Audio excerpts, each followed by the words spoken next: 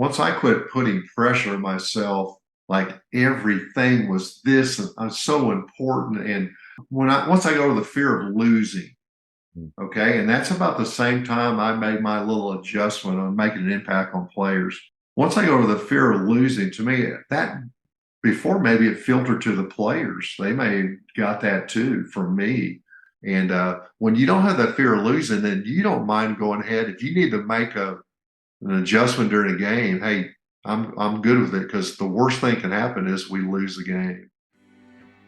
Welcome to the Jamodi Podcast. We are all surrounded by amazing coaches and leaders. So let's get an inside look at not just what they do, but how they do what they do. After all, becoming the best versions of ourselves is Jamodi, just a matter of doing it. Today we're joined by the former head girls basketball coach at Canyon High School, Joe Lombard. After 42 years of coaching, Coach Lombard finished with 1,379 wins and only 133 losses. He won 1,000 games before losing 100 games. He led Nazareth and Canyon High Schools to 18 state championships. His teams qualified for playoffs all 42 seasons, were district champions 39 times, and made 40 regional appearances, and finished with an undefeated record 4 times. Coach Lombard received the 2015 Morgan Wooten Special Achievement Award from Naismith Memorial Hall of Fame. He's a 3-time National Coach of the Year and has been inducted into 8 different Hall of Fames. Before we hear from Coach, take a moment to subscribe to our podcast and follow us on social media at Jamodi Podcast. How are you? Hey, technology is not a strength, so well, Coach, you beat me to the interview, so I think you did pretty good. Well, hey, it's an honor to be with you. Pleasure. Oh, Coach, the honor is mine. I just want to first thank you so much for giving up your time, coming on Talking Hoops with me. This is incredible. Well, you do a great job, and I've seen a little touch of your podcast. And Kate was telling me Broadhurst was on the other day. He was great to talk to, and he's a longtime friend. Yeah. You know, it's funny is sometimes after we have these talks, I ask people, who do you think, or what are some names that you feel like I should have on? And Coach, yours has come up so many times. And so I'm so glad we could make it work out. Well, I'm on that edge of almost a has-been, Matt, because it's been 3 years since I coached.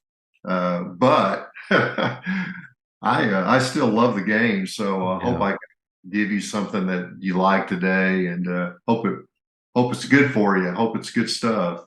How is retirement treating you? Now, I know you're helping your son out, which is really cool. Yeah. I wonder how he feels about having roughly 1,300 wins, almost 1,400 wins on the sideline with him. But well, I think there's some times where he's thinking, Dad, quit giving me all these ideas. Because, it's real easy to give ideas when you're an assistant coach. Hey. Yeah, try this. Yeah, see what happens here. Yeah. Hey, I was going to tell you that I haven't read your book, but I saw, you'd written that book, and Tate said he played against you that very next year. He was at Midwestern. Okay. Midwestern played Baylor, I guess the year after all that went down. And so, anyway, small world. That is. Yeah, he said they played the Baylor Bears, man, that next year or whenever you guys, I don't know if it's a renegade schedule or something, but. So the year, my senior year, we did play the full schedule, but we only had 6 scholarship players. And not a lot of talent in the locker room. Coach Drew's first year, his second year, they actually only played half of a schedule. They weren't allowed to play conference play, so it was only the pre-conference, and that might have been that year there. Yeah, maybe but really close to crossing over. I would thank you for mentioning that in my book. So I love to return the favor. More than a coach. If you don't mind, tell me a little bit about your story. Well, I don't know if you can see that. But, yeah. During COVID, right after I retired, John Mark Ballou and I collaborated and wrote this book, More Than a Coach. And so it's about my life, but it's about a lot of other things. It's about the career, and he pretty much almost went season by season. But the reason I wrote this book, well, there's several reasons, but one was to show other coaches just the ups and downs of coaching. Blessed to win a lot of games and state titles, but there was so much heartbreak and all that stuff that's just the opposite of all those neat things that happened. I wanted other people to see that, because there was a lot of heartbreak, a lot of frustration, as you go through your coaching career. And so you have to be able to handle that and deal with that kind of thing on a daily basis sometimes, if you just go from practice to practice. And then I wrote the book to just to honor my former players and, people that were in my life, as we went through that 42 years of, ups and downs and trials and errors and all that stuff. So, it was fun. We met. John Mark was a former sports editor of the Amarillo Globe News, and has won a lot of writing awards. And he does a great job. And we had saved information, scrapbooks and things where he could go blow by blow if he wanted to on a close game, play by play, what happened next, if he wanted to do that sort of thing. But when we went through those scrapbooks, then all the stories come out for me. Oh, yeah. I remember when that kid was on the team, and I remember this happening. And so we met every day, we met twice a week for a full year, an hour and a half at a time. Wow. So we met a lot. And there's 400 pages in this book, I'm sorry to say, but I couldn't get him to cut any of that stuff out. Coach, when you think about 42 years, though, 400 pages isn't that much. Like you. Well, when you look at, that thing is thick, and but we put in there things that coaching things, coaching information. I ranked our teams. I didn't rank our players. I ranked our teams, but I did rank the opposing players from other teams through the years that we played against.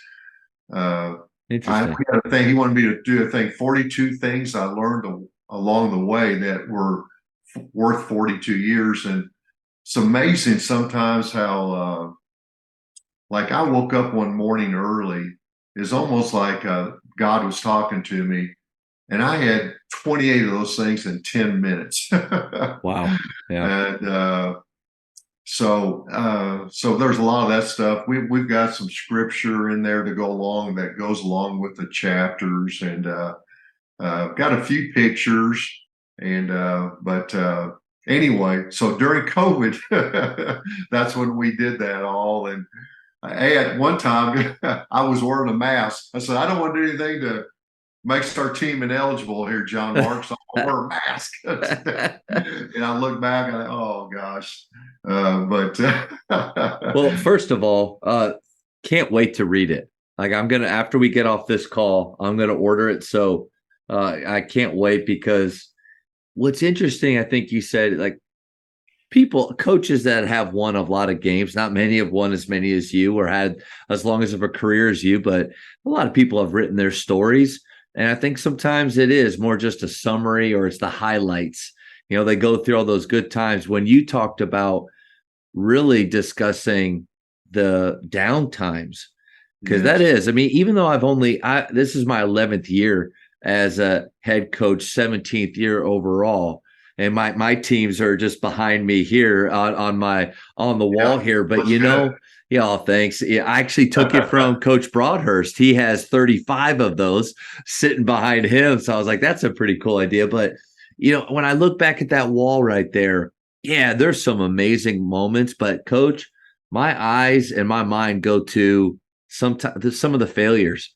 And some of the, or what I thought or felt like were failures, or ways that the difficult times. And I don't know, I guess from listening to you already, it sounds like those things don't really go away, that they stay with you. For a long time, you remember the losses more than the wins. And, the pressure I put on myself, but we were trying to win a state title every year.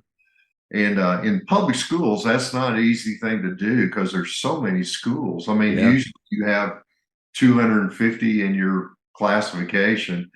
And so, so you have that little bit of stress. I mean, it sharpens the saw, but it also is a stress thing. And so I had to deal with that all the time. And so convincing myself we weren't a failure just because we didn't quite win it all.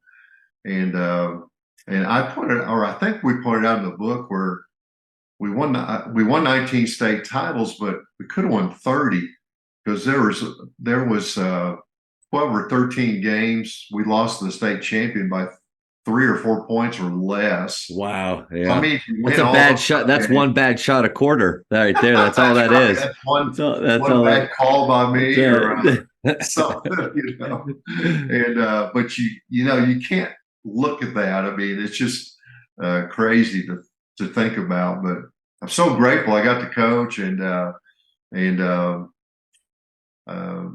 make a little bit of an impact along the way. So I'm glad I got to do that. A lot of impact, a lot of impact. And I would imagine, though, too, you probably had to have those discussions with the players on those winning season or losing seasons. Because, like, for a school like mine, we've made at 5A TAPS, which, to your point, it's right. Public school or UIL, way harder to get deeper than it is in TAPS. Our tournament is smaller. There's less schools. So we've got a better chance. We've made the Final Four twice in my 10 years. It's been really hard to do, hard to achieve, hard to get there and replicate. Yeah. So those years, even though we haven't won it all, like, Coach, we felt pretty good about what we did that season. But when the expectations are so high, like they were for your teams, I would imagine, like, you've won it a few years, a team gets there and loses it.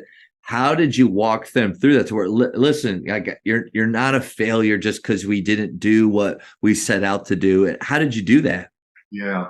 Well, one thing, there are so many great coaches out there, Matt, that I think there are better coaches than I was that never won one.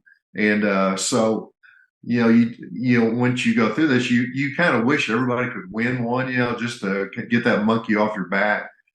But people look at the college thing, and I mean, how many great coaches everybody knows in college that, gosh, haven't won one or been to the Final Four, and they're great coaches. Yeah. And, how do we judge what a great job they do with their kids? We're not right there behind the scenes, and but with my players, we just tried to do the best we could every year. And I said, I just want to help you become the best you can possibly become. And if that's good enough to win the whole thing, awesome. But we didn't really talk about state titles. We just kind of went day to day. And my journey in coaching was I never had a goal of coaching at Notre Dame or a couple times thought, well, when I went to a boys state championship, I think I'd like to do that. So I dabbled 2 years in that. But that wasn't the thing either I was searching for. I was just enjoying life and taking everything 1 year at a time and just making this team the best I could help it to become. And then, hey, girls, at the end of the year, hey, you did a great job. You were awesome. You were into me. You were coachable. You were into what we were trying to do. You had a great team culture. You treat others the right way. I mean, don't listen to the noise that we lost one game by 2 and let that be your defining moment, because that's not what it's all about. So, of course, I had to tell myself that too. I wasn't just talking to the players. But yeah, I'm grateful I got to do, Matt, before I went into coaching, my thing was I wanted to go in the business world and make money.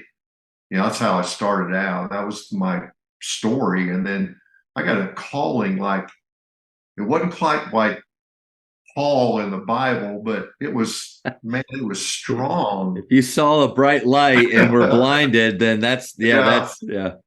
Yeah. Well, my wife, we had just married. My wife was coaching, and so I wanted to be at the gym every day helping her. And she coached at Hale Center, which was a 2A school. We were living in Hale Center, and it took me 2 years before I finally went into coaching. And then Matt, my first year of coaching, her last year to coach, we both won the state title the same year. That's cool. So that was one of those highlights. What a way for her to go out and me to go in. Yeah. We had our two kids. We had Lindy, our daughter, first. And she was born that next year after Babs won state in 79. Lindy was born in 80. And then Tate was born in 83. But that was, said, Babs, we can't both coach and have a family and do it right, you know. And so thankfully she was the one that, hey, I don't need to coach. I'll just Wow. teach. And so we have obviously lived a great life and spent a lot of fun. You know, and you have two coaches and you're in both in education. That is just an awesome way to live life. And so I'm grateful I got to do that, be part of that. And the good Lord led me to that thing rather than chasing the dream of making a lot of money. Yeah. The Jamodi podcast is powered by Sideline Interactive. Sideline Interactive is the leading manufacturer for high-quality, innovative scoring tables and LED video display boards that help coaches and schools bring more excitement to fans, create huge fundraising opportunities, and make their jobs easier. Visit sidelineinteractive.com to check out their amazing products. I think normally when I ask this question about picking 3 characteristics that great coaches possess or a way to describe them, I think guys would kind of be talking about you or coaches like you. But in your opinion, all the people that you've been able to be around and work with, go to clinics and observe, or maybe just from your own experience, what are 3 characteristics that great coaches have? Yeah. And there's hundreds. Sure. Trying to get to 3. Yeah. Yeah. Try to get, so I had these 3 on my board for many, many years. I got them stole them from somebody else. And then Tate still has these 3 on the board. But number 1 we put down was love your players. You know, it's so easy to not like your players when they can't quite do what you want them to do. And whether it's my fault or their fault, but love your players. If you do, you're going to get great feedback. Number 2 is make each day your masterpiece. Do you know Matt who said that? That's Coach Wooden, right? That's John Wooden. Yeah. And so I think what you do with your workout plan is huge. And I always loved doing that thing, the planning part of it, until right there, maybe toward the last season when I fell out of love of planning that stuff. And then that's when I knew maybe it's time that somebody else can do this thing, because planning the workout is huge. And I love that minute by minute detail thing. And, you know, some people talk about they spent more time planning the workout than actually running the workout. But making it a masterpiece, and that's taking care of what you need to take care of, and then the kids get a fulfillment out of it. I don't know if joy is the right word, but they have fun with that. But yet, part of that fun is they're just getting better. Yeah. Okay. So, and the number 3 is balance in your life as a coach. You can get so wrapped up into wins and losses, and that make sure and I want to go to this later on in another question, but make sure you have balance in your life and that you're doing what you need to do off the court as well as on. So taking care of your family and let's go right into that, Coach, because I think I would like to. You nailed it right there with balancing coaching and your life, and how difficult that is for so many coaches, me included. Where, you know, am I the kind of guy where my attitude is all about the win and loss column or the way that we execute it, or so? Yeah, if you don't mind, go right into that. Yeah. Well, you know, my 3 things that No, that was characteristic of a great coach. Sure. I don't know if this is three things. You've seen this. This is my priorities, or my priorities year in, year out, was God is first, family is second, and your career or basketball is third. And those things are all intertwined. I mean, they're right there mixed in, but you have to have those priorities in order. It's, for me personally, to have a long career, and I have one that's full of joy and many friends. And, some of my top rivals were my best friends, and so to have that, you have to have God first, and then you got to take those things you learn from the Lord and raise a family, and treat your wife the right way. And so you got to take care of that. That's got to be number two. And then number three can be your career. And a lot of us men and women are so driven that a lot of times you put number three first, and then things start to go bad. And so anyway, priorities in life, you can talk about that as long as you want, but yeah, for me, and where I got that? Morgan Wooten. When I was reading back, when I first started my career, I was reading, I think the first book I ever read was Bob Cousy, and then I read Dean Smith, and I read Morgan Wooten in there somewhere. And when I received a Morgan Wooten Award in Chicago one year, and he was at that presentation, and I took that book. I said, God first, family second. I said, Coach Wooten, this is what I got most out of your book. Wow. And so that made a huge impact on me. And so that is, when I go speak at clinics, that is my number one message. So don't overlook those things. So simple, but yet so important on how you treat kids, how you treat others, and how you live your life. So anyway, it's such a great point of whether it's coaching or any career.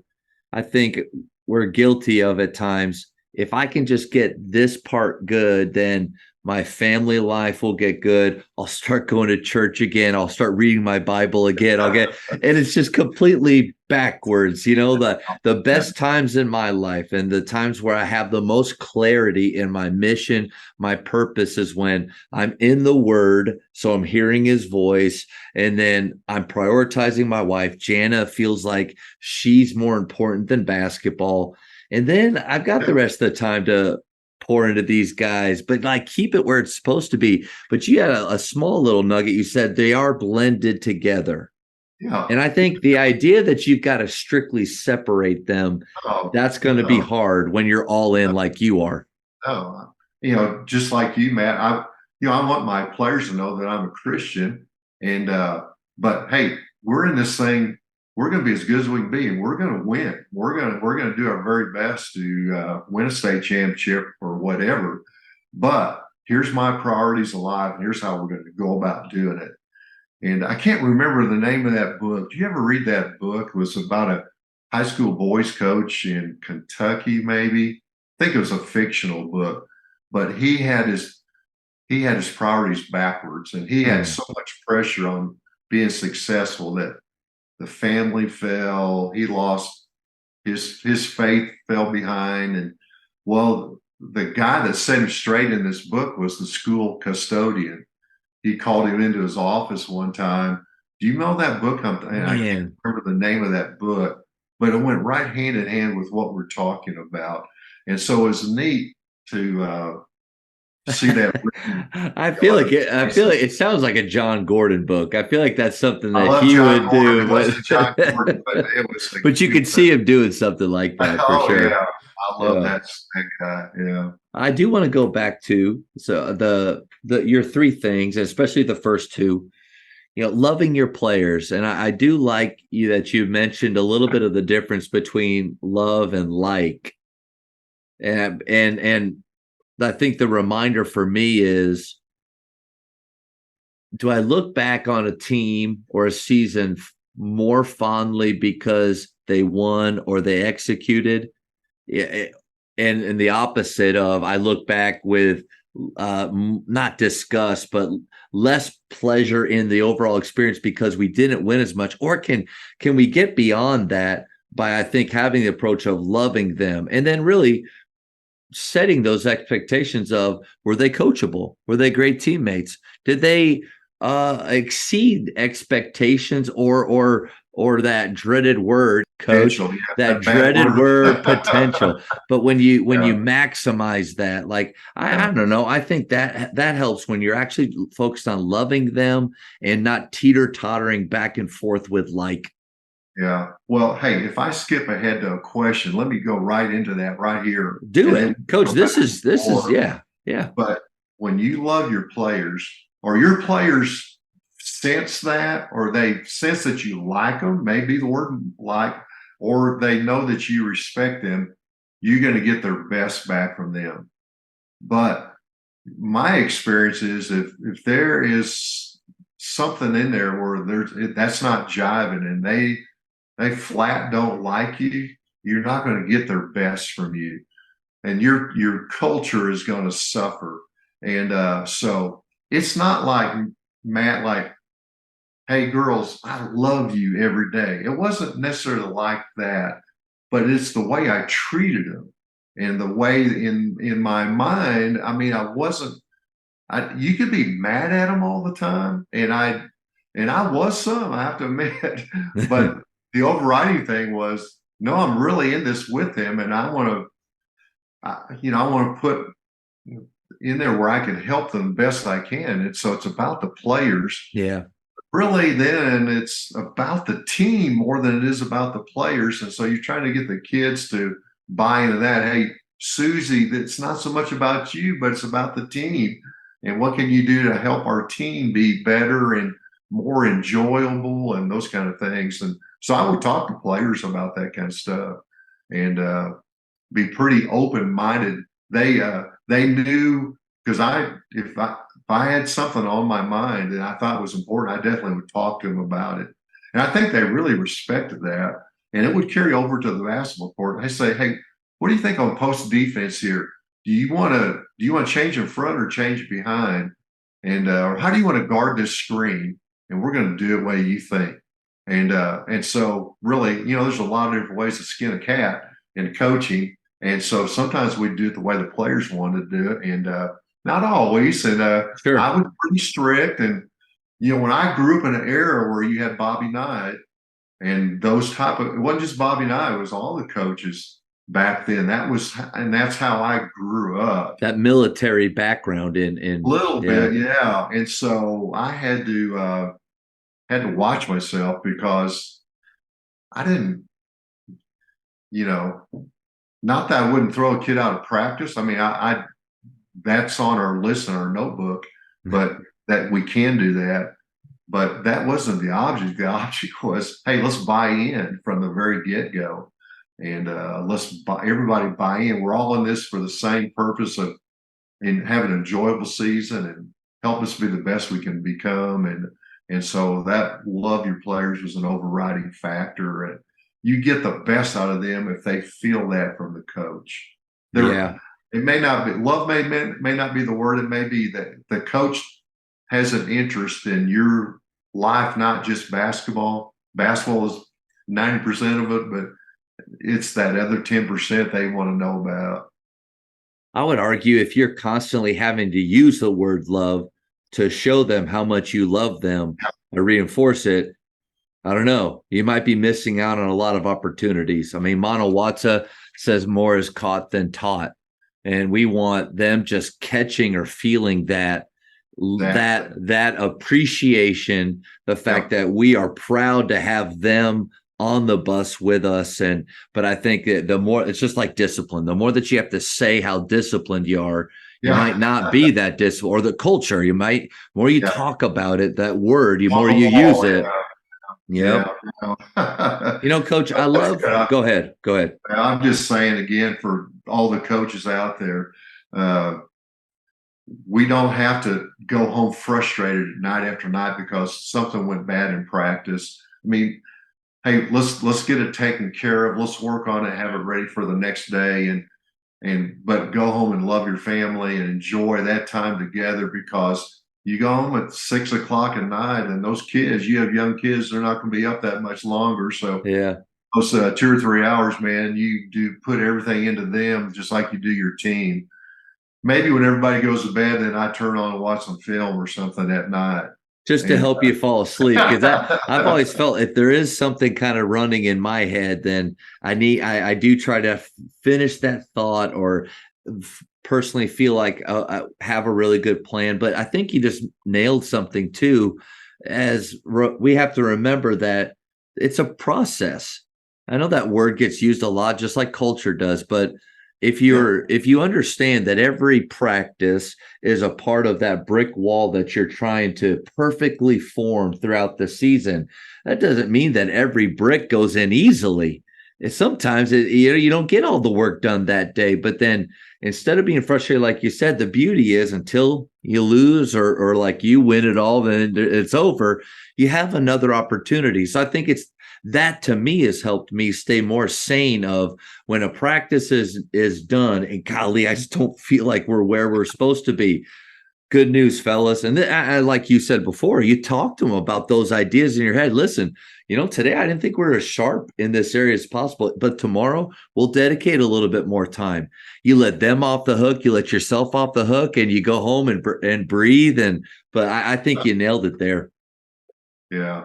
Well, I know you have a lot of things to talk about, but no, you're good. And that thing, I tell you, if coaches can just get that, and that's a huge thing. That's better than maybe any offense you can run or whatever. I mean, just understand. Don't beat yourself up. They talk about mental health a lot of times nowadays, and just learn from your mistakes and don't beat yourself up, because we're all going to make mistakes. The very best. Talking about books, Seth Davis wrote a book on John Wooden, the most recent one. I read through that, and it went season by season, and every season there was frustration for John Wooden. And so that book was thicker than mine. He coached a long time, and I think his only losing season maybe was his first year coaching high school ball, and then he coached college after that. But even the great teams, when he went through that great run and won all those national titles, there was crap every year. And so that encouraged me, inspired me that, hey, even the greatest coach, the greatest program, there was stuff and like we're going through here. And anyway, that's good. So I wanted to make sure that came out in our book. Yeah. So anyway, and what a great point. I mean, we're constantly talking to our players about not comparing to others. Comparison is the thief of all joy. But I don't know, Coach. I find myself comparing to other coaches. It's social media or all these things. Like everybody's just putting their best self out there. Like nobody's talking about the horrible practice or the parent email they just got. Nobody's airing that. So you can fall into this trap of thinking that God, it's only you. You're the only one. And then thankfully guys like you are, and anytime you mentioned those relationships that you had with your biggest rivals or nemesis in coaching. But I think it is important for us to have those relationships, share those tough times that you're going through, because what you'll realize is that even a guy with 1,400 wins and 19 state championships had those moments. Even John Wooden had those moments. So you know what? That as a head coach at a 5A TAP school that not many people care about, like the grand scheme of things, it's okay. It's okay. Yeah. Hey, do the best you can and try to plan and prepare as well as you can. Yeah. Try to keep it simple, but then get those kids to execute, and I mean that's why you practice. Yeah. And I have to admit, I love practice. I had that plan I've been working on, and I just love practice. And so, and we had some bad workouts along the way, obviously, with all the work. In fact, in my situation, all my teams, we had fourth period athletics, Matt. So we had a 45-minute workout then, and then we went after school when the season was in the season, so we went for another hour and a half. And so Did you like that? I did, but you just have to be careful you don't wear them down. Yeah.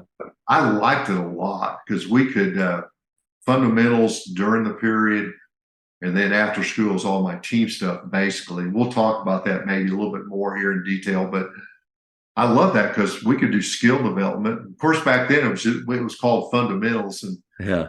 now we've taken it to a little different level. Individual skill development. Development. Yeah. But it's funny you said that because there's not a lot of athletic periods out there that I hear. Normally it's first or eighth or, beginning or end of the day. At Faith, we're second period. And there's a lot. Sometimes when I say that to coaches, like, oh man, that sucks. Like you gotta worry about getting them showered and off and stuff. Yeah. But you know what it's done for me, it sounds like it did for you too.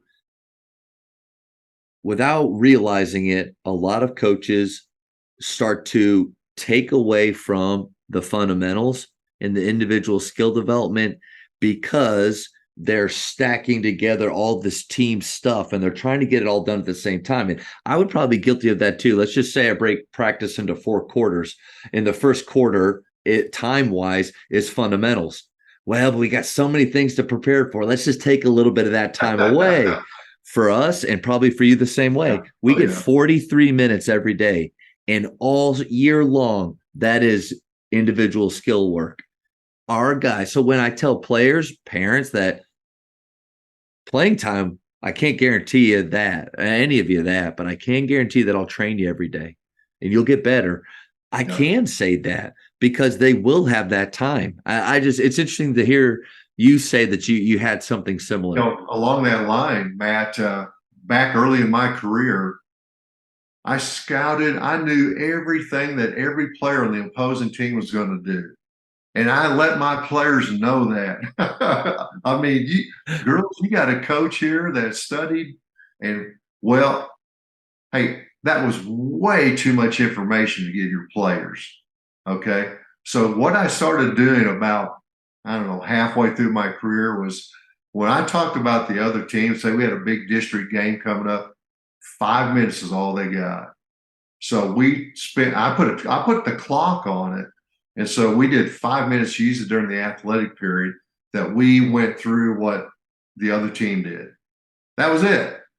And so before it might be 30 minutes. And what happened was we knew their stuff so good that our stuff, we forgot. We should have been running their stuff. And so I was guilty. I mean, I made a lot of mistakes along the way. And that was one of them. Coach, I love that you went into that. I really do, because it is something that, you as a high school player, I played for Tommy Thomas, the legendary Tommy Thomas. So I learned from him. Then I played for Dave Bliss, and golly, he would give us a pamphlet of things to know before every opponent. And then the guys I worked for, like, we would have pretty in-depth scouting reports. And so I got to Faith and started to do the same thing. You know what I realized is like I would spend a lot of time on those, but what was the information in those that they really needed to know? That it was a small portion of it. And those scouting reports that I thought were so special would end up on the locker room floor. And I didn't really know how much the guys were putting into it. And on top of it, when, like you had said, keep your style or idea simple, the more simple we got, the more it just turned out to be, it's about what we do more than really about what they do. And so again, the alignment, I think with where you got to there, I understand that. Yeah. Well, you learn a lot along the way, and you change a little bit. And a lot of coaches say, well, I can't tell much difference between you early and later in your career. Maybe you've got it a little easier, because I had some long workouts before the UIL had that 8 hours. I was working them, man. I loved it. And I was, do you think it's better? Do you think it's better now where we're trying to do more in less time? Okay. I think it's better now as far as Matt, when I first started coaching, I was so in love with the game. I worked them out Christmas Eve, which now at least they put a 5-day limit in there. You can't do that anymore. I can remember some 3-hour workouts, man. I was going strong, but the kids were over there. You're living the dream. And they were probably like me at the Colony gym. The doors on one of the baselines, there was some glass that went out to the outside where you could see, and we could tell because there's no clock in the gym. But as the light got dimmer and dimmer out there, we knew, golly, it's getting late, right? A couple of years ago, I went down to watch Chris Beard work out Tech.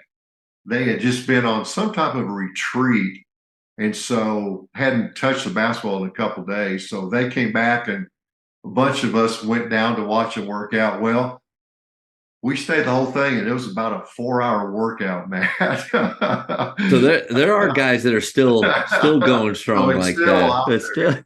We got to get in on that certain day. We got to feel good about it. But I think a good challenge for us from year to year is to look back over your practice plans and see if there's fluff that you can take out. What things are you doing? Because there is this Micah Lancaster is one of my favorite skill coaches out there, and he does use some accountability tools that some people don't like. I get it, and I'm my brain goes that way with how he thinks. But what he says about a skill is that once you've taught it and they've mastered it, you don't necessarily have to keep going back to it again and again. Maybe it shows up in other areas in different ways. But I think defensively, I was guilty of that early on. Like, we're going to continue to drill these basic actions again and again, instead of taking that time and maybe just putting them more in a live situation where they're still doing that action. But what could we do? We could shave 5-10 minutes off the plan doing that. When you get down to the end of the season, what a breath of fresh air when you cut your workouts back. Those kids are, let's say you work them out for an hour instead of an hour and a half, or maybe you work them out 45 minutes instead of an hour, whatever it is. It's like a breath of fresh air. And they fly through workout. They do a great job, and their energy is good. And so that's stuff we can learn, throughout. That's a good point. Yeah. And I think it goes back to make each day your masterpiece. I wrote down after that, I wrote down honor their time. Because I think part of it is, as great as our practice plan is, Tyler Costin said, they are most likely thinking about where they're going to eat after, what they're, and there's nothing wrong with that. Like, and I had an AD one time, I thought it was great. He said, Matt, you got to remember, we're the weirdos. We're the weirdos, not them. Because you might think as a coach, like, golly, why don't they love it as much as us? Why don't they want to stay? Coach, you and I are the weirdos, not them. That's one of the principles I put in my book, and I learned players don't necessarily want to win a state title as much as the coach.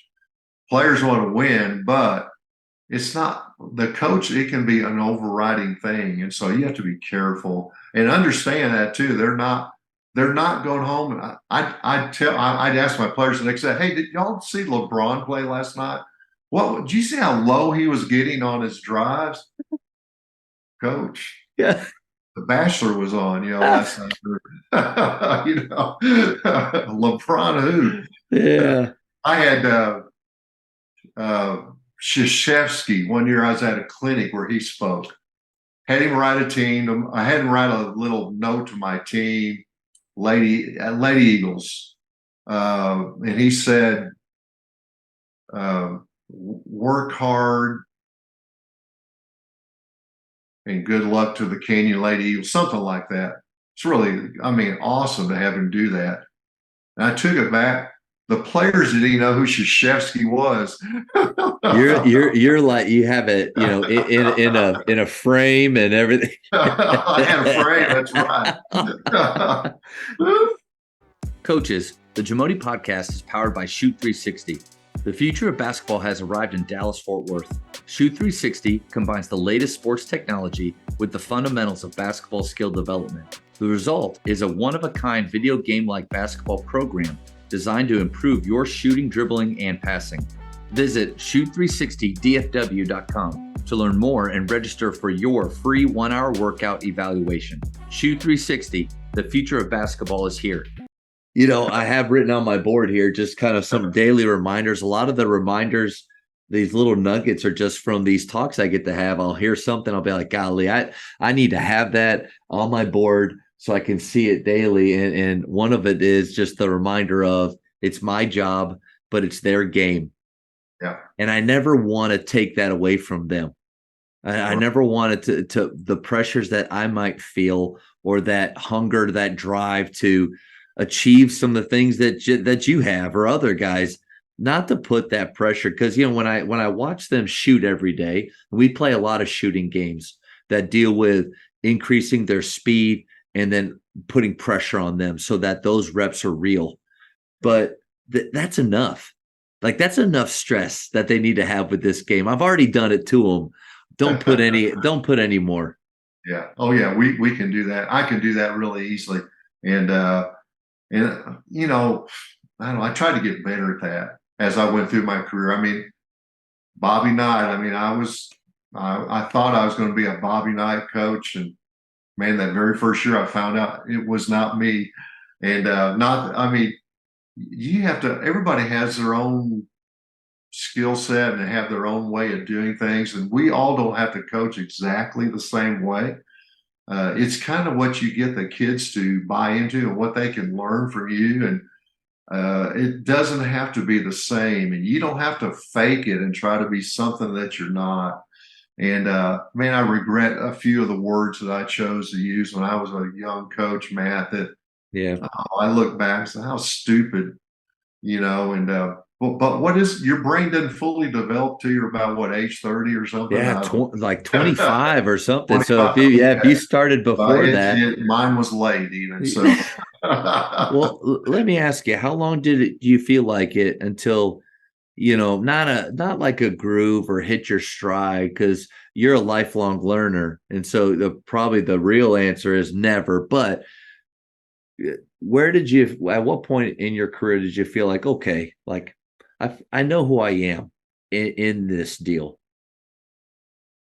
That's a good question. I always was striving to be the best I could be every single year. I mean, I probably, I don't know, probably got more confident there after I won some. And, but I do remember this, Matt, that I got about halfway through my career, and I thought, is there maybe something more that God wants me to give to these kids rather than just, you know, every day show up, do my job, working hard, and win some games. And so when I became a little more focused toward that than I did even on winning, my teams played even better. They played even better. And so I probably took some of the pressure off. And we started doing some things like, you know, in the public schools, you couldn't really, you know, had to be careful about things there. But we did devotionals that were led by the players the night before games, especially when we got to district and playoffs. So they led the devotionals. They were awesome. The kids did an awesome job. And we would pray. I have to admit, we would pray just for concerns and things, joys and concerns. And so I tried to do a better job at loving my players. But I mean, I've been a believer, and I've been all the way through, but I felt like I had to do more. Yeah. Hey, it's this, what can I do that pleases God, that that I don't know if it's going to be that big a deal how many games I actually win when, I'm done, so what are some other things that make a difference? And I'm telling you, there are a lot of coaches out there that are doing some terrific things, and they beat themselves up because they don't win all the time, because that's not on social media probably. Yeah. But there's some great people out there that I'm so glad are leading our kids, day in and day out. And because it's bigger than wins and losses. It's that culture you bring day in and day out is really what has the biggest impact on those players. And the old Billy Graham statement that a coach can impact more people in 1 year than most people do in a lifetime. Yeah. I started, oh man, that's put some pressure on me, some responsibility on me. And so I want to make sure I'm impacting in the right way. So that's been a little bit. I mean, I've studied the game. I've studied the game as much as anybody in the history of the game. And so I like that learning thing. I like that a lot. But I had the biggest room for growth, I think, is on my spiritual side and my thing where I can do more for these players than what I'm doing right now. And so I gradually, hopefully, got better at that. I never mastered it, but hopefully I got better. And I was more aware of that as we went along through there. And like I said, we won more after I did that, than I did even before that. And so anyway. Interesting. It's interesting though, because it's early on. I thought I can't waste a second of practice time, out with culture or getting to know them or taking those few minutes for little talks. And even though I might even notice something in a kid, he's just normally energetic, but he's drooping a little bit more. He just seems to be down. But do I have the time? And to your point, we need to be willing to sacrifice that precious practice time 100% of the time to get deeper with our players, get at their hearts a little bit more, find out who they are, the connection piece, let them know they love us like you talked about. And I think it's pretty inspiring to hear that the biggest change in your career wasn't this offense or defense that you found or a new drill or a new this. It was. I spent a lot of time, Matt, trying to do that. I mean, I spent a lot of time trying to study that and beat myself up. And I mean, that was fun. I like that. But hey, golly, it's right there staring me in the face. What else can I do to have an impact? And so all of our coaches out there listening, just, hey, you don't have to be a preacher or you don't have to be go to Bible college. Just do what God wants you to do. Show your passion and why you're in coaching and, just enjoy what you have, because I get to coach for a living. They're paying me to do this. Those NBA players are playing for millions of dollars. They should be I can do this for a living, and this is they ought to appreciate what they got. quick story here. I got to go play in my late 20s. I was coaching at McKinney High School as a varsity assistant, but I was still playing quite a bit, and got to go play in Mexico for 7 days. And with this team of Americans that was playing against the Mexican Olympic team, we were like that team, the Washington Generals that travels with the Globetrotter. They were just beating us up in all of these little towns, drumming up support for their Olympic team. But in one of the cities, these Americans that I was with, they were threatening to not play because they weren't paid their $50 before the game. And I remember sitting there in the locker room with them. And it was like that moment right there, like, guys, listen, we get to play, like we get paid to do this. And they looked at me. They were younger guys that were trying to get in the G League and all this stuff. I have gray hair already as a 30-year-old getting my $50, but I'm like, they were so mad at me, but it was the truth. I felt the same way. Like, I going to practice, getting to play this game. Man, this is the best thing in the world. Yeah. There's some times I used to tell my players, God, can I suit up? Can I play? I mean, I'm just ready to play. And And so, when God has blessed you with that passion for it, you're in the right profession. But we all can take our talents and get a little bit better at things we do, and we all can improve. And so that's what I wanted to always do. I was always trying to get better, uh, and I'm still working on it. Still, a lot of times a failure, but still working on it. So, uh, yeah. It's really cool though to hear, because you were a player and then moved to coaching, and how at some point, let me ask you this: at what point did you maybe stop looking at the game like you were a player, and you really started to see it more from a different point of view? Well, as soon as I started coaching, it changed. Yeah. It changed, but we take our experiences that we had, as players.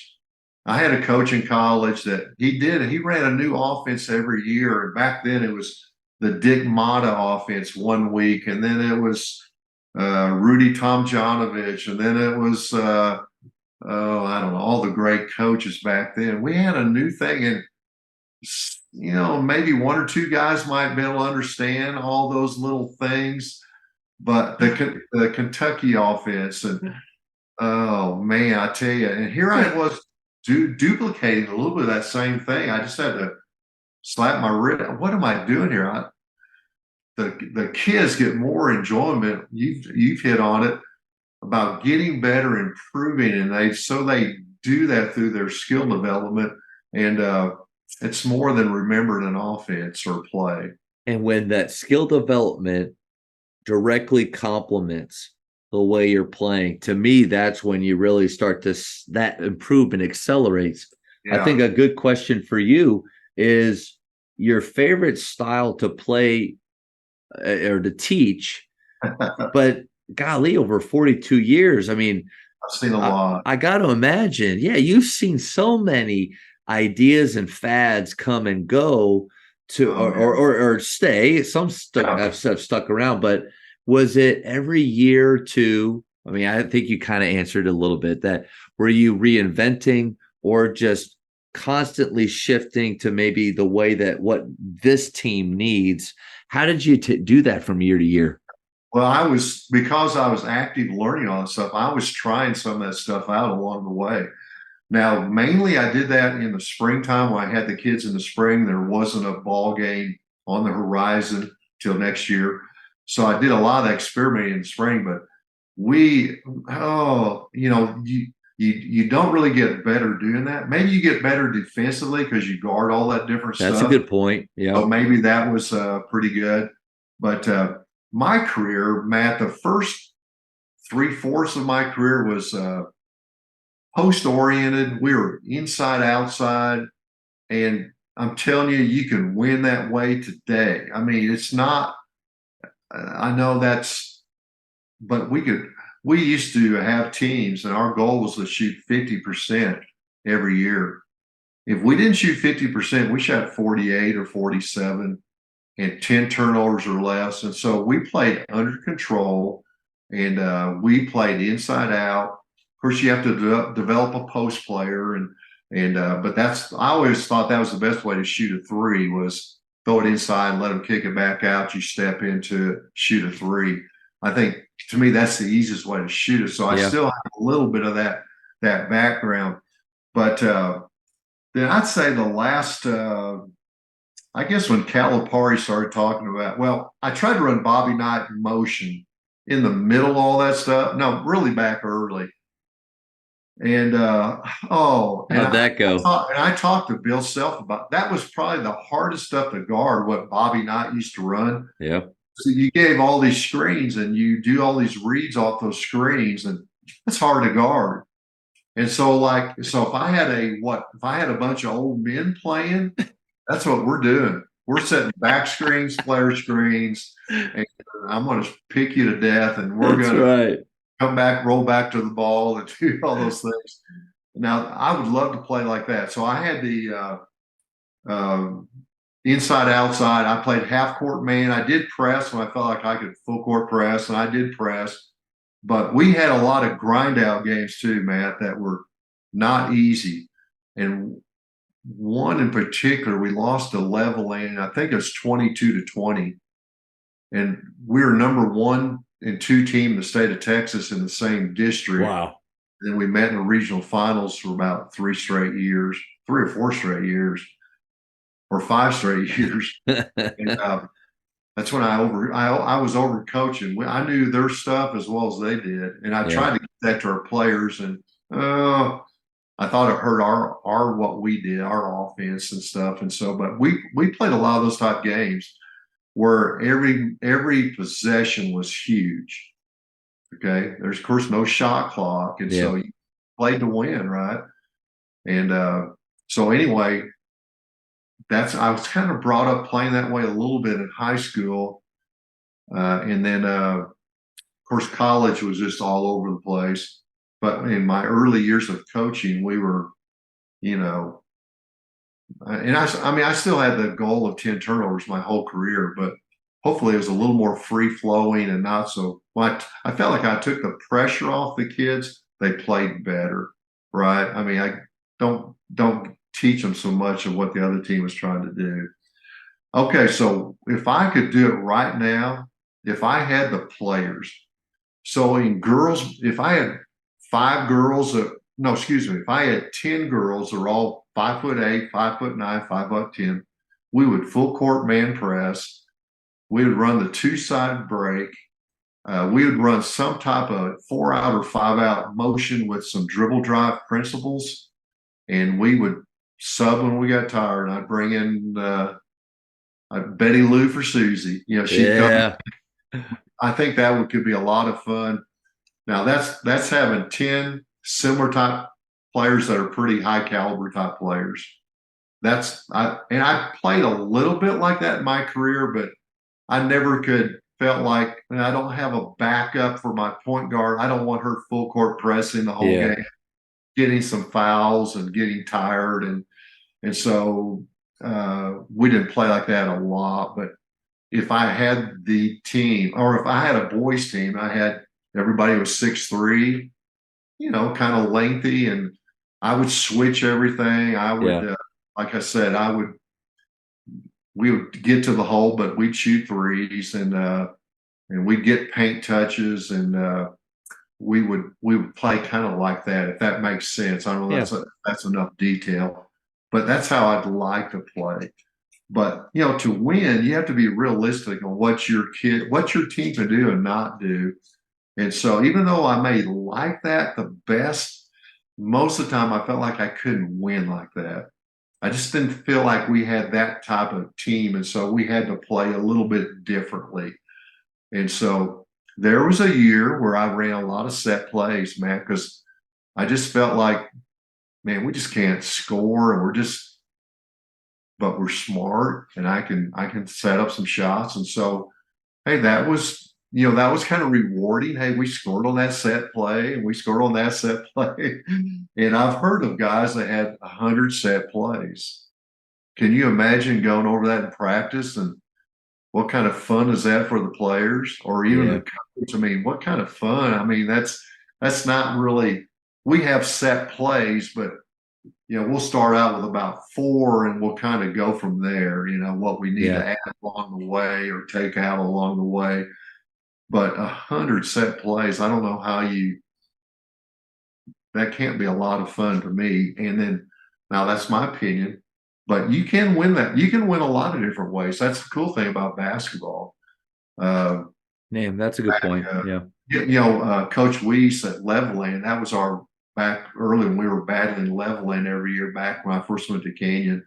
They did a great job with zone defense. And I was a man-to-man guy my whole career, but he showed me you can win playing a zone. So it's whatever you get good at. I mean, you can win different styles. And so for coaches that watch this, you don't have to run this or run the same thing the national champions that UConn men ran this year. You don't have to run that. I mean, I like their stuff, but you can win other ways, and maybe that's not what your team has anyway. So get something that you can teach, because if I go in there, I don't quite understand what Casio's is explaining. I'm trying to run that. It could be done a lot better than so I need to make sure if I'm going to teach my players, I need to fully understand it, how to teach it. And so we got to have answers. We got to have answers for their questions. And I don't know, right. or making it up. And that's going to be tough. But no, Coach, I appreciate you sharing. There's a lot of golden nuggets there. I think one danger of having a system and being known for that system is that you start to lose a little bit of what you said is, can my players do this? Like, is this actually what's best for them? And will it lead to winning? And so because I've gone down that path of, hey, we run and gun here, and that's what we're going to do. And then we're pressing and doing all this stuff. And one of my friends comes to the game, a coaching friend. I said, man, what'd you think? Like, we were in the 90s, playing really fast. And he's like, well, it's good, except I don't know if you have the horses to do what you're trying to do. And it hurt my feelings. And we ended up having a year where that we could all feel conflict of, these young men are trying to do what I'm asking, but can they? Like, is it actually possible? Is it best for them? Yeah. So I think that's where my ego has to stay out of it and find that sweet spot where, because you kept using the word fun. Yeah. It has to be fun for them. You got to be able to coach it. And does it lead to winning? Yeah, does it lead to winning? Because, and let's talk about 3-point shooting just for a minute. I think everybody loves 3-point shooting. But I can remember losing a game where we went 1 for 21. I can remember watching Duke when they were number one in the nation. They got beat by like Florida Gulf Coast or somebody. Duke was 5 for 38 or something. Yeah. So if you put all your eggs into just 3-point shooting, you're going to have an off night where it's not going to go. And so you've got to have something else in your offense that you can draw fouls or whatever, score other ways. And so, and let me say this too. I know what analytics say about the mid-range shot, but the guys that are good at it, that's what I want them taking. Okay. So if I've got DeRozan, he is that guy that's great at the 17-footer, but not the, what is it in the NBA, 21 feet or 23 feet? It's far. It's far. Yeah. If he doesn't have that range. Yeah, you're not going to tell him, hey, analytically, that's dumb. Stop doing that. But he's getting 2 points per possession. I mean, I think you just need, for us on our level, we need 1 point per possession to win. Okay. Yeah. So if you're shooting the 2-pointers at 50% or higher, I mean, if that's what you got, that's what you got. Yep. But I know the analytics, what they say about the 3, and I don't disagree with them, but I think you have to have a way to get to the free throw line or get paint touches and get some drives or cuts in there to help to go along with set up those. I want those 3-point shots to be wide open 3-point shots. Coach, you nailed it. You nailed it right there. Like, not all threes are the same. Yeah. And just because you're shooting 30 to 40 of them, you can't forget quality. And Baylor struggled with this past year. Great guards, a lot of talent. Charles Barkley, who ended up he's one of my favorite commentators, and I never thought, but he says, it just makes sense, and I like that. But he says them guys at Baylor are shooting contested threes. And it was kind of like that light bulb moment, because they were missing a lot in the first half. And even as a fan watching it, in my head, I'm just thinking percentages. It'll come back around. Well, to his point, not if they're banking on shooting that low percentage of a 3 off the bounce, contested, deep, high difficulty. That's not the same as a drive, collapse, kick in rhythm or an offensive rebound kick. To your point. And the guy that drives it to the hole but throws up crap. I mean, I know you're getting kind of a paint touch, but you're wasting it with a terrible shot. One that so shot selection was always big for me. Coach, beautiful. It's number one. It's in my opinion, it's day one. It's what we all have to be on the same page about. And I also feel like, and I'm sorry for cutting you off. I can't believe I just cut off Coach Lombard. but I got excited. Because it says so much about your culture too. Like we want our kids shooting freely, but they got to know what they're allowed. It's like our faith, right? Like people get upset about the rules. The rules are there to give us freedom and to live this life the way we were intended to live. I think shot selection does that. Sorry, Coach. Go ahead. No, that's awesome. So most of my career, 10 turnovers or less and so you got to do things in practice that'll help you with your, the worst teams turn it over. And so if you can keep from turning the ball over and at least get a shot, yep, you got a chance.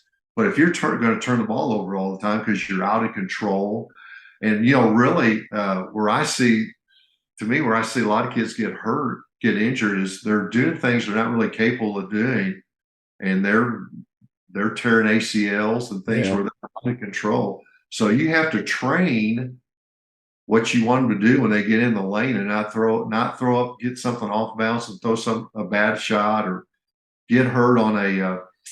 For a while, I was really in the middle of my career. I was really working on that hard jump stop in the lane, which a lot of guys do. But I've seen too many girls tear their ACLs trying to do that. So we had to kind of change that a little bit, make a little adaptation there where maybe it's a short inside step or something. But more of a 1-2 or a stride stop? 1-2, stride stop, yes, rather than a real hard jump stop. And so you learn, you adapt, you change, although you stay the same, but really not. You change as you go through and try to get things better. And coaches, the Jamodi podcast is powered by Ballogy. Manage and measure your players' skill development and increase accountability year-round utilizing the Ballogy app. Boost inter-squad competition with drills backed by the National High School Basketball Coaches Association, including a 40-shot Ballogy skills assessment. Please visit ballogy.com/teams for information on how you can provide this resource for your team. Practice, I talked about that athletic period. Yeah. So during that 45 minutes, we would shoot it at least 10 to 15 minutes. Skill development, 10 or 15 minutes. We do 10 minutes, maybe a team where we're trying to clean something up. And when we got to our after school workout, then we went for about an hour and a half. And so for an hour, we would do all kinds of team stuff, full court, half court. And we do about 30 minutes of shooting, a lot of free throw shooting during that after school workout. When we got to the playoffs, and maybe sooner than that, we went to an hour after school maximum. And then there was even a few days where we went athletic period only, and that was it. Were you always having them go against each other in practice, or was there a part of the season where it wasn't bone on bone? We did a lot of bone on bone. But because what I did most of the time was I'd have enough kids on our varsity, they'd go bone on bone against each other. And before school, the JV would practice against the freshman team. Let me tell you though, this past year, Tate had the JV team stay with us, and that was a breath of fresh air. We weren't beating each other up all the time. And then we didn't have to play those kids quite as much as we had two teams of varsity players, then a third team might be the JV team. So we might have kept 5 or 6 JV players. And that was a breath of fresh air. That was refreshing to go against that little. So again, don't be, I always thought the other way was better, where I just had straight varsity because it's the best players against the best players. After 125 workouts, I mean, that you're asking a lot. So So anyway, culture wise too, that can be really good to have them together for those oh younger yeah, players to see how the older ones talk and train, oh yeah. and they can really catch a lot of that. I just, I didn't want to take away. I wanted our varsity guys to Yeah. get the most reps and all this stuff, but um, there were several years in a row where I had one day a week. I think it was on Wednesdays. We went against our freshman boys team with our varsity, and that was a breath of fresh air. And we did that. Gosh, we did that many years at Canyon. But I hate to say this, we got a kid hurt, and so we haven't gone back to that since. She probably was trying to do a little bit too much against superior speed and hurt a knee, and so That was going to be my next 3 years question. ago. That was 3 years ago, probably. Well, I would say it was good going against those boys because they're more athletic. They were faster, block shots, they'd steal passes. They made us have to be more fundamentally sound. Or I thought so. And then also I like to train in a little bit of adversity. I like to train 5 versus 6 sometimes, or 5 versus 7 even, or put 7 or 8 JV kids out there and go against my 5, let them press us, I mean, I think it's good. So the boys thing was a little bit in adversity. And like I said, I did it for 10 or 15 years in a row until we had that one thing. And so that left a bad taste in our mouth. And we haven't gone back and done that again. But I thought that was a little bit of change of pace. That was really good. Hey, let me say this. We're kind of getting to workouts now, Mark. But let me say this in workouts. One thing I thought was really good is on Wednesdays, I'm a big Bill Self guy, but on Wednesdays, we like to spend 10 or 15 minutes on box and 1, triangle and 2, tandem and 3, and kind of jump defense and maybe offense against that. And so that was 15 minutes a week, 10 or 15 minutes a week.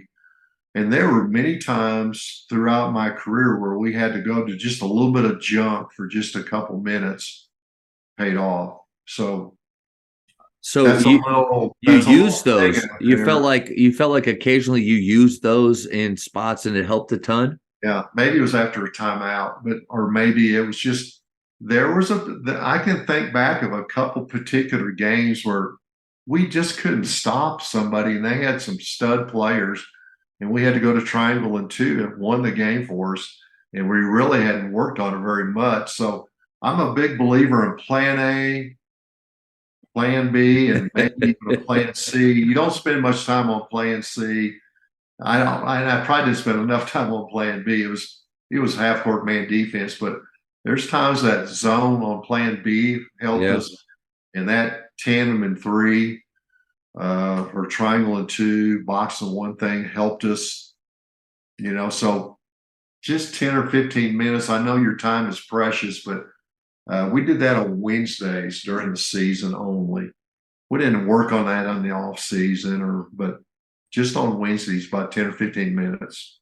Man, nice to have those in your tool belt. Like you said, if that guy is players in rhythm, you call a timeout or there's a break, it's a quarter. Yeah. Hey, let's just change up the feel a little bit, because we 3.5 years ago we went to a pressure 3-2. Always been a man-to-man guy like you. Went to a pressure 3-2. Fell in love with it. Great for our kids. Gave us an identity on the defensive end finally. But I struggle with adjusting. I'm more Jason Garrett, which is process. This is what we're going to do. And people in DFW hated him for it. But how did you deal with adjusting in games? Yeah. Well, so you have to go through those things in practice, in my opinion. So you have to prepare your practices for any type of thing. So we constantly were going against different things and making it a little bit adverse and chaotic. And so once you got to a game and, things didn't go quite the way you thought they were going to go, we practiced this. You remember? We worked on this type of stuff. So I never will forget a game back in early my career. we were playing, I think it was Littlefield, Texas, and we had the ball for the last shot.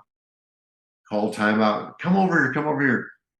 I drew up a brand new play. I never had showed them. Oh, well, we go out to run this thing. I thought was amazing. Probably the Chicago Bulls had run it that night before. So I still had it in my brain. Well, we forgot to tell them how to get it in bounds. So we got a 5-second foul.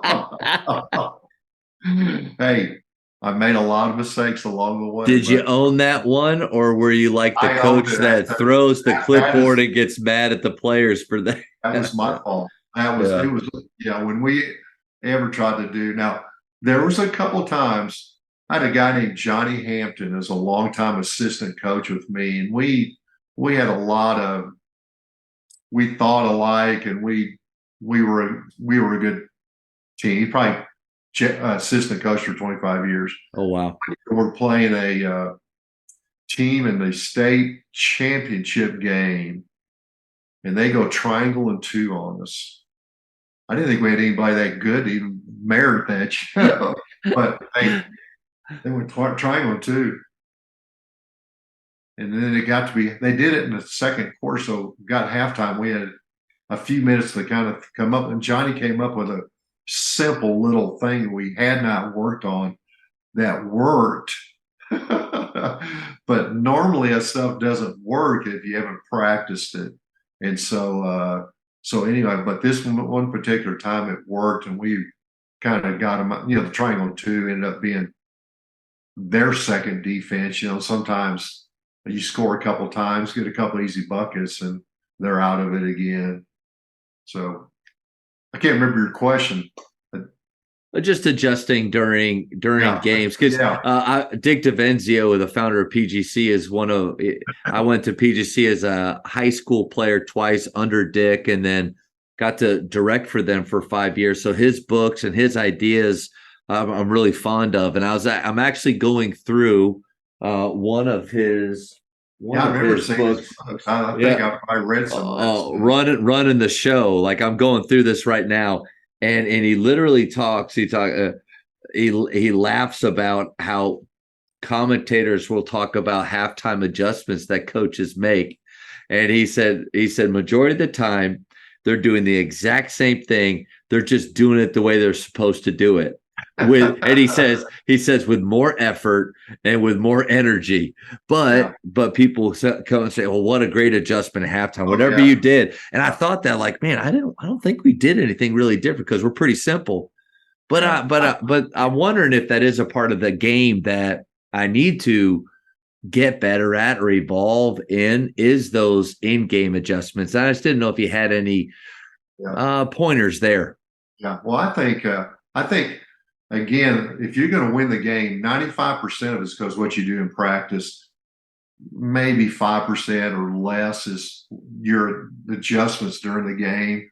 But like I said, if you practice those adjustments, then it's just, hey, that's who we are. We can adjust easily. Look, girls, how we did this in practice, and we did this, and hey, this is nothing. I mean, we've seen tougher things than this and what we do in practice. So, but usually I have an assistant coach. Maybe I may have one watching the offense, one watching the defense of the opponent, or that's what I used to do when I could. And so I usually got good feedback with my assistant coaches, and really involved them in that regard. But I think you can overdo it if you're just doing it to do it. I mean, if you're playing well, I usually don't even like to sub. If we're playing really well, I just want to roll with it. Okay. And so if we are playing them well in our half court defense, why do we think I have to come out and press then and give them something easy? So, but if the game is ebb and flow back and forth and nobody's getting momentum, maybe you're making that adjustment that you're talking about. And maybe so you take a little bit of a risk there. But, that's another thing, what we've already talked about. Once I once I quit putting pressure on myself, like everything was this and so important. And once I got over once I go to the fear of losing, okay, and that's about the same time I made my little adjustment on making an impact on players. Once I go to the fear of losing, to me, that before maybe it filtered to the players, they may have got that too from me. And so you have to be careful with, those sort of things. And when you don't have that fear of losing, then you don't mind going ahead. If you need to make an adjustment during a game, hey, I'm good with it, because the worst thing can happen is we lose the game. Yeah. Yeah. And so you have to understand that's part of the coaching. You're gonna that's just part of coaching. That's the way it goes. But you're gonna do what in the moment you think is the best thing for your team. And so I mean, that can be anything. Like we said, I mean, you can run 7 different presses, and I mean, you can win a lot of different ways. But my best teams didn't beat themselves. They didn't turn it over. They and so when you beat yourself, then it doesn't really matter who you're playing. So, but to be our best, we had to hang in the game against superior teams. And there were some years where I felt like we were the best team, but there were a lot of years I felt like we were not the best team, but we could still win. And so, just by the preparation that they do and confidence that they build through the season, and I don't know, some guys, the Bill Belichick's, okay, like to take away whatever you do best. They like to take away that number one thing. And so you have to prepare for that. If you have a stud guard, what happens if they come out in trap, or what are you going to do? Yeah. So prepare for that, and prepare your player for that. If you got a great post player and they front and back, or they double team your post player, what are you going to do? So, you have to, that's why those adjustments you make that they can do, you do it during practice. We used to start out in practice early in the year. One day would be a man day, and the next day would be a zone day. And on those zone days, we'd run half court presses, full court presses, 2-3 zones on, so we would do that where we had a full day of zone stuff. And then the next day we would be man, where we would run and jump and do things out of a man stuff. And so in preseason, we kind of helped with our preparation on seeing all that different type of stuff that we might see in a ball game. And they didn't have to execute the other team's defense that well, but they just had to offensively go against it. Yeah. So if you came out and threw some different stuff at me, hey, we've already run this. You guys know what to do. We're good. We're good. Yeah. Don't panic. And sometimes they will. Yeah. Yeah. So adjustments are overrated, but you do make some during the game. I think if you, I've seen it happen. Like that team ran a triangle 2 against us. If they would have waited to the second half, it'd have been more effective. But because we had time at halftime to talk about it, draw some things up, we were able to. Yeah, the timing of your adjustments is huge. I think if you want to go to that amoeba defense, the amoeba zone, if that's not you might consider waiting till the third quarter to try that. Yeah. Or it gets you a little momentum, and then you can still go back to what you do best. If that's an example. So it's hard to make an adjustment though for the other team if you wait till the second half. So you got to be pretty good to do that. But I know those adjustments work a lot better if you can hold off on that surprise defense. I have to ask, after the career that you've had, and I think we have discussed a few things that you learned along the way, some adjustments that you made with your coaching, and even more with the relationships that you have with your players. What would you do differently if you could start over again? Yeah. And I wrote down a couple things there because some of these I started doing differently, and then some I messed up, and then some I did them pretty well. But these are things when I have people that are young coaches that call me and ask me, "Hey, what do you think?" And here's some things. These are simple things, but these are really good. Number one is have a mentor or have somebody you can talk with.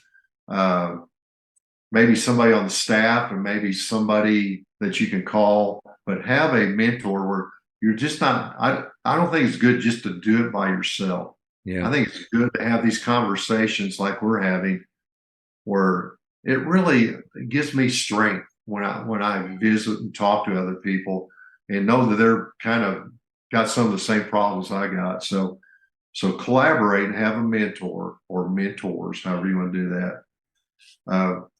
I think, especially young coaches, go watch other teams practice.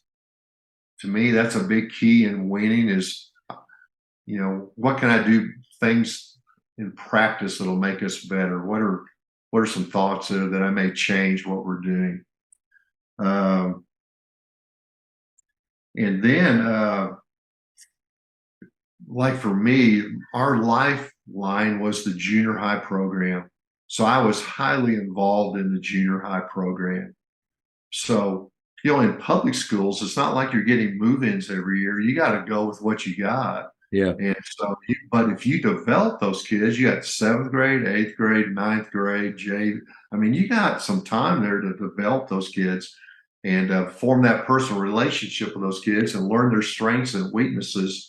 So when it's time for them to come up, you already, it's not a guessing game. You already know what all that is. And so spend time but really start your fundamentals and skill development with those junior high kids.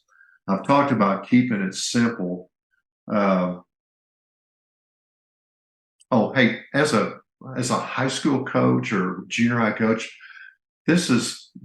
hey, just be a part of the faculty. Don't isolate yourself and just put yourself over in a corner and, hey, we're really good and I want you to tell me about it.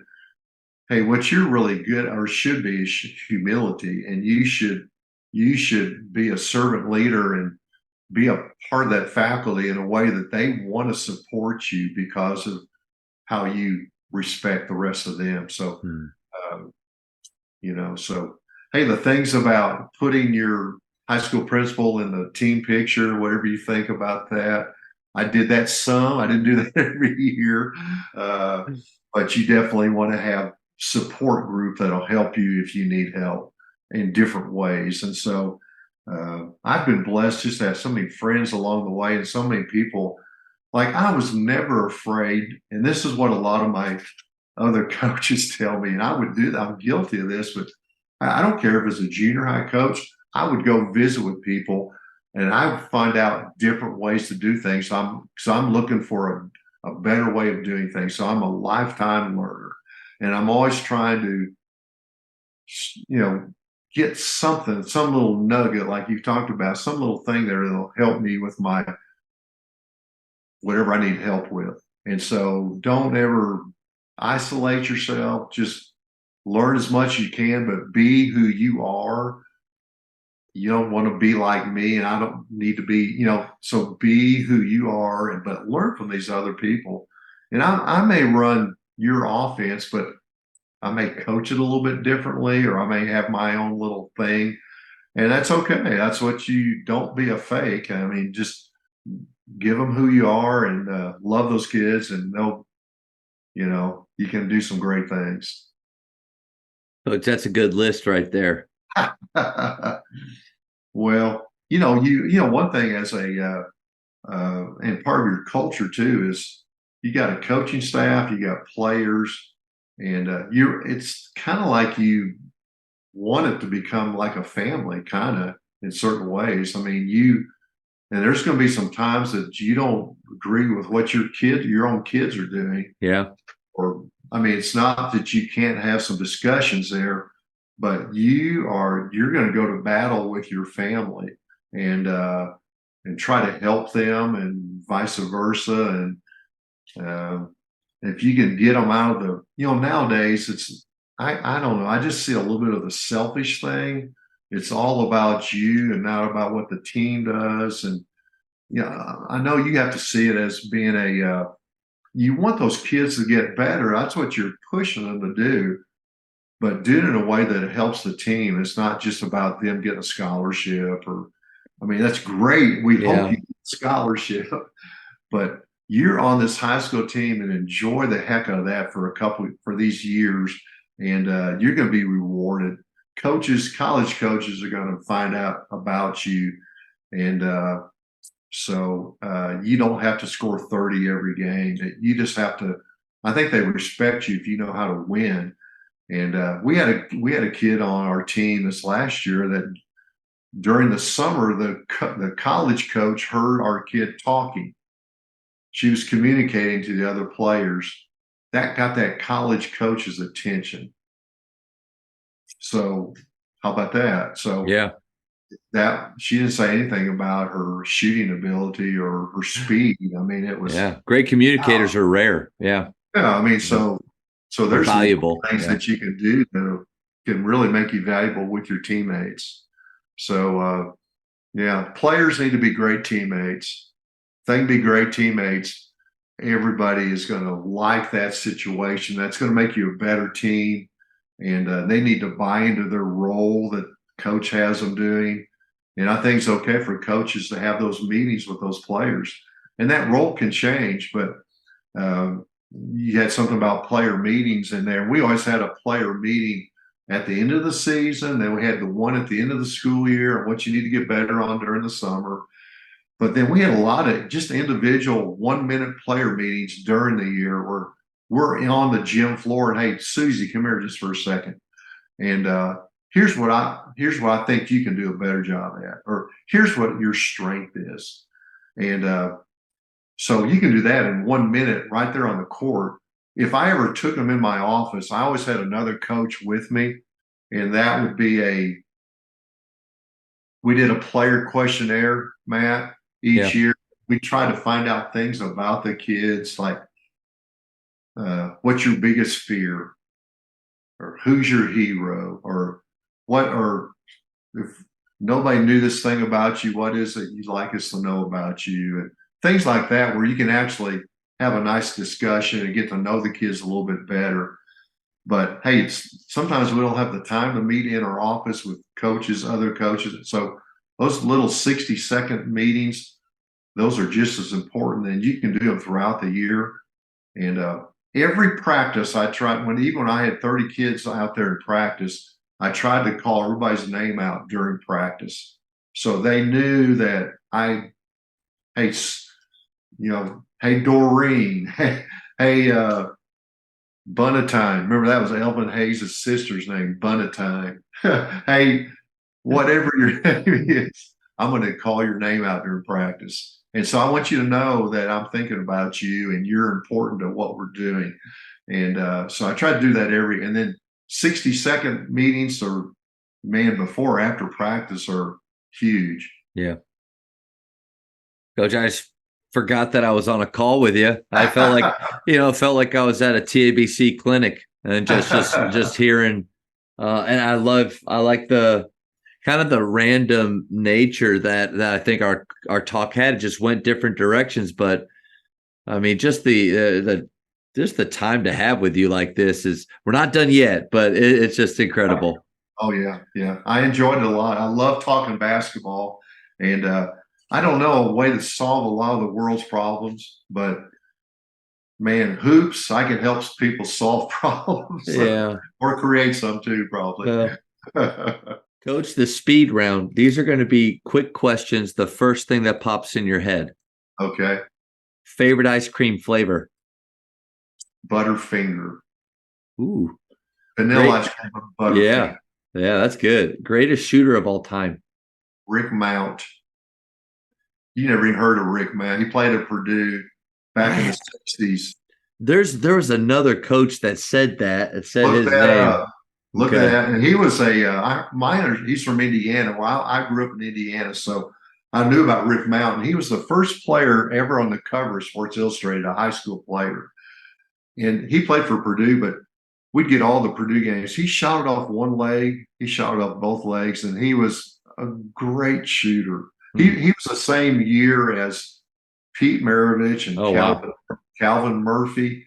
Those guys are the three best players in college basketball. I think a guy named Lou Alcindor was playing, Kareem Abdul-Jabbar. He is all right. He's all right. Back then, but Rick Mount's the greatest shooter.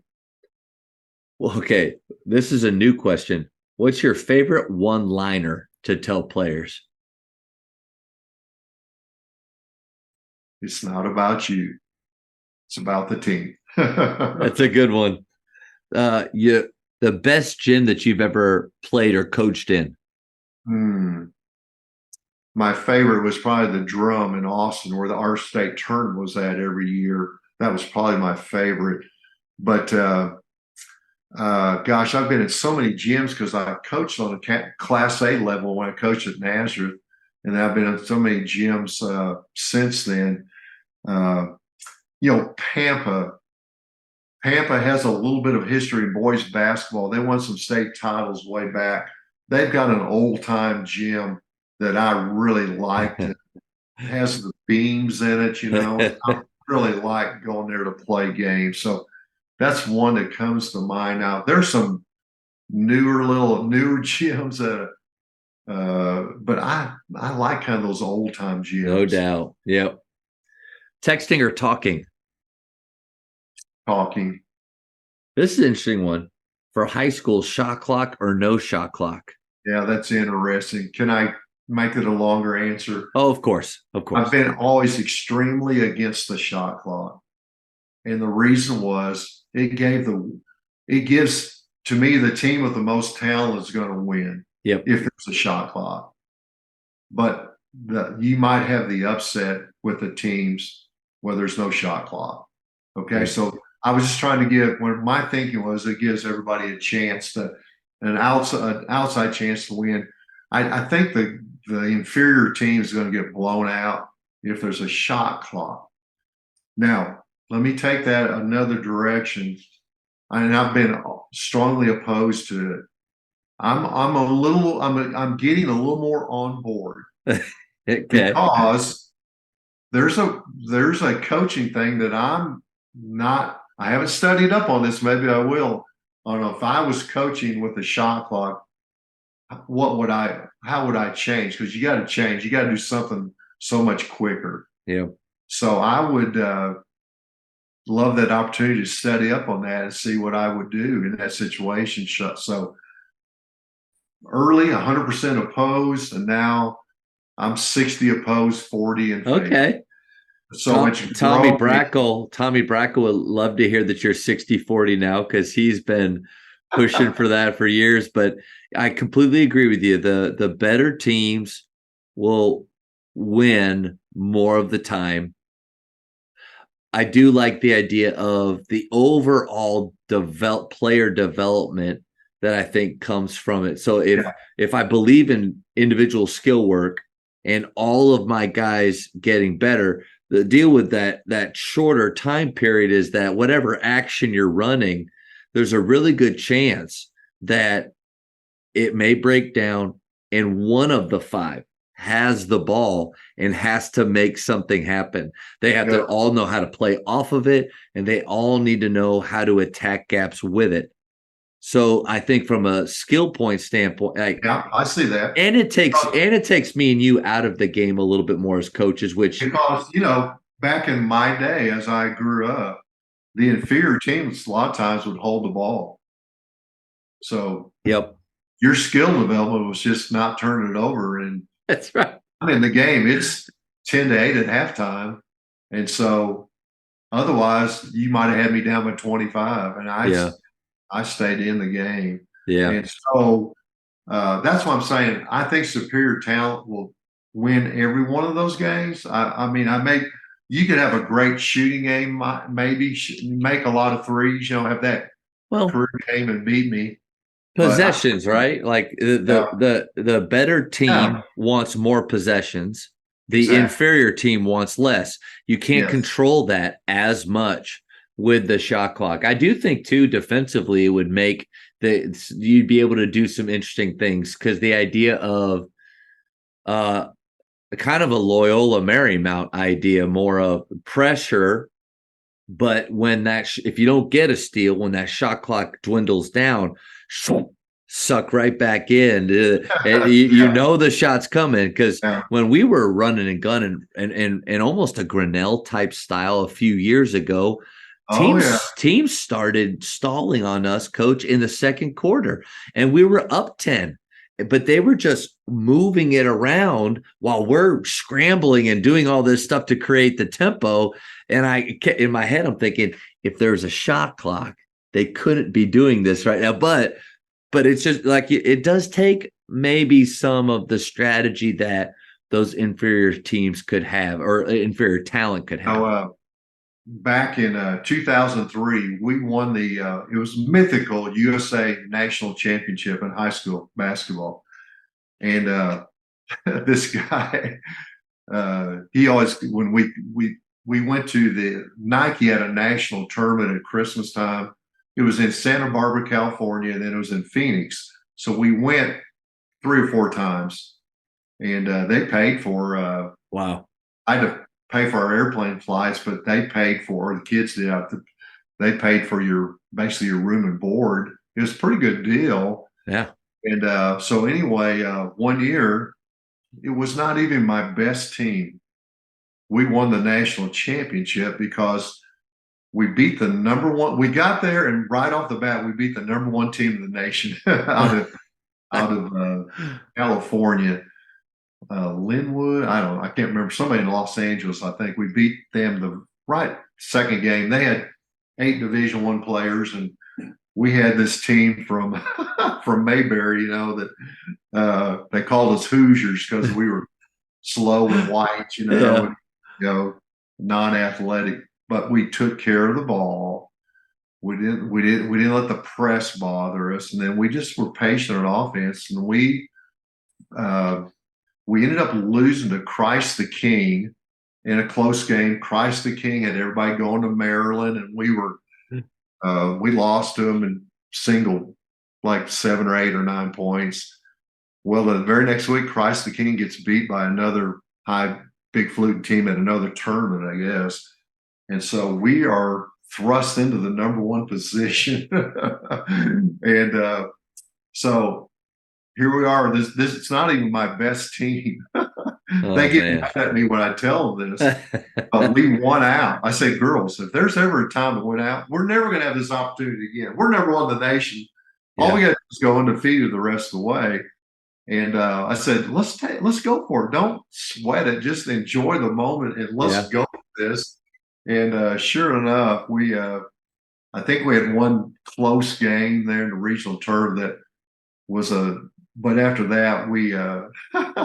we won the national championship with this team. I'm sure they heck I'm sure they love that part in your book where you mentioned it. It was I don't know. Now, one year we went to a tournament in California. That national they played with a shot clock, and we only had 1 violation. But the ones in Arizona, I don't think it was the shot clock, if I remember right. So So if you wanted to hold it a little bit, you could. So Dean Smith had the famous 4 corners offense. Oh, you didn't want him to go to that. No, it Phil Ford in the middle. It was hard. Getting back into it, your favorite holiday? Christmas. All right, this is a good one. Up 3 on defense, 7 seconds left. Do you foul or no foul? Great question. I used to have that thing in 6 seconds or less, I would foul. And so let's say I fouled. Yeah, 6, 7 is about the same. Yeah, so let's say I fouled. Yeah, that's what I would. If we've worked on in practice. Yes. I think you have to practice fouling. Good call. How many times do you see that? And you're like, go for the ball. When a coach says you have to go for the ball, they have not practiced it. Oh, and then they foul them on a three. Oh yeah. Yeah. You've seen that at the end of the Yeah. game. You're down, you're up three, and you foul them on a three. It's the only thing. You said it. You said it. Teams can't beat themselves. And that is a situation where you have to practice what you're going to do in that situation.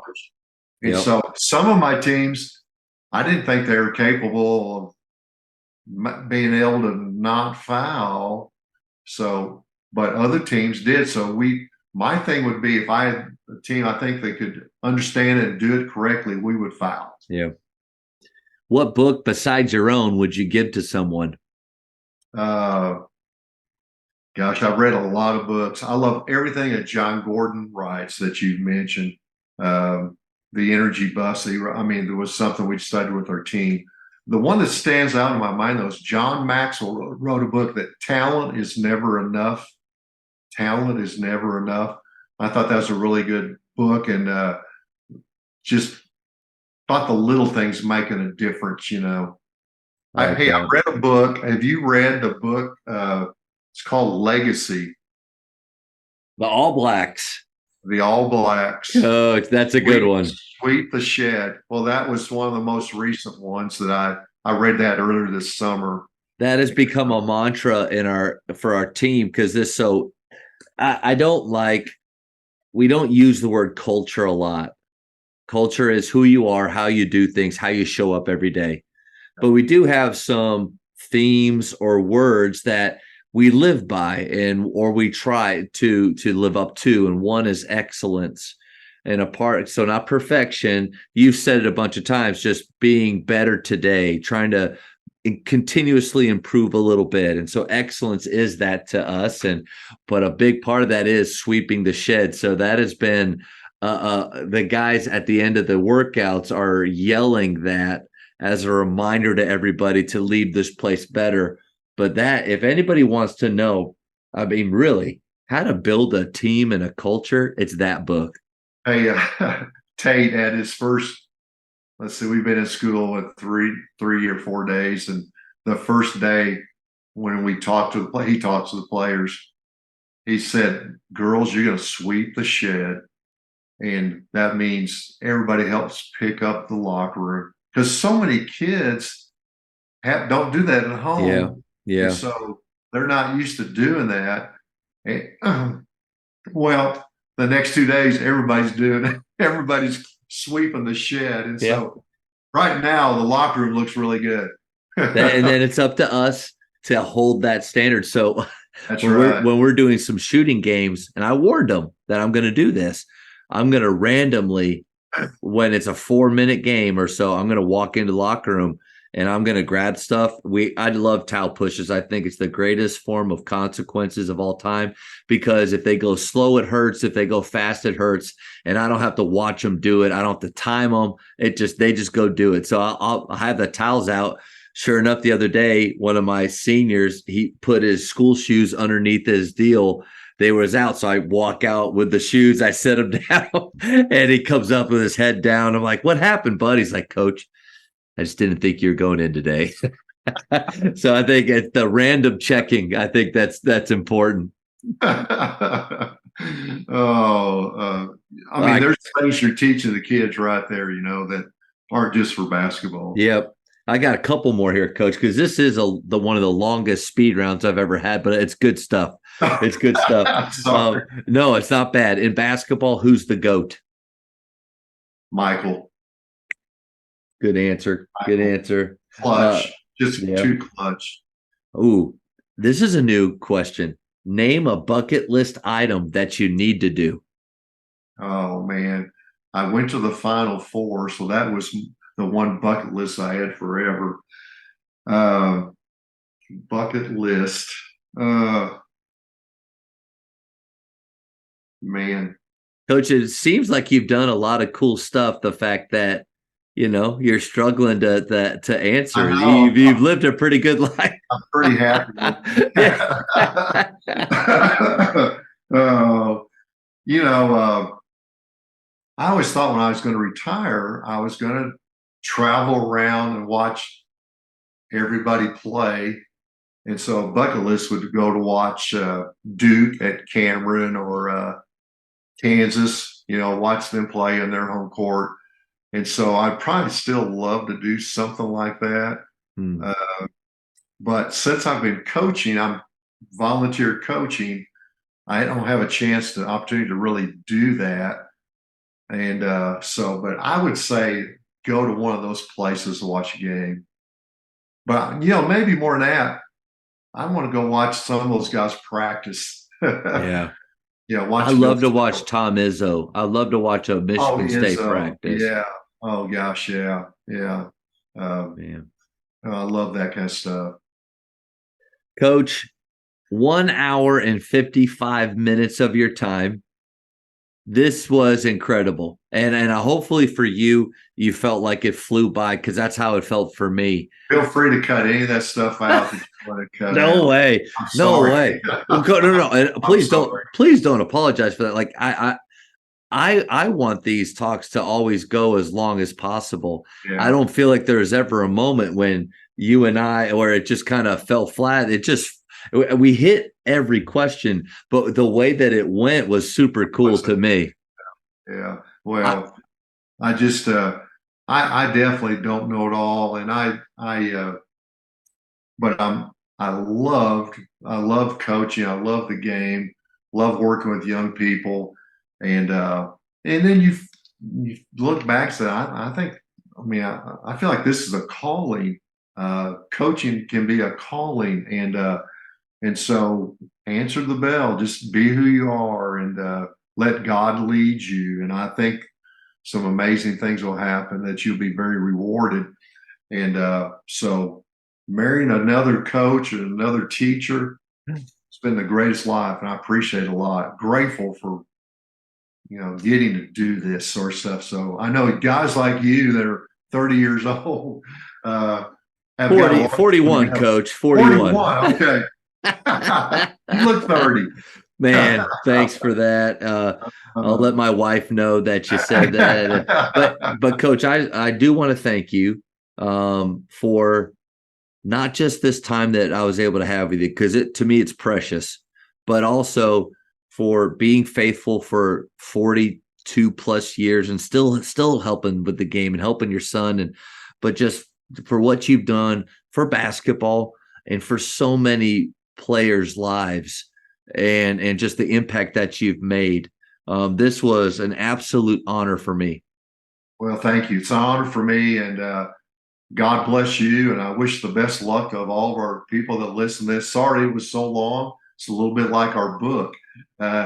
Lots of things to talk about. And if anybody needs any help, and feel free to call me if you need some help. What's the best place where can we find your book? Amazon. Okay. I do have some copies at my house that are signed and stuff early. I've got a few left. I've got a talk at a Methodist men's group here in a couple of weeks. I'm going to save some books for them, but it's on Amazon. Yeah. Coach, this was a blast, man. I really appreciate it. All right. Thanks, man. Thanks for all you do. You make the basketball world better. Thank you. Thank you for checking out today's episode. Please take a moment to subscribe to this podcast, share it with your fellow coaches, and find us on social media for what's coming up next on the Jamodi Podcast. It's just a matter of doing it.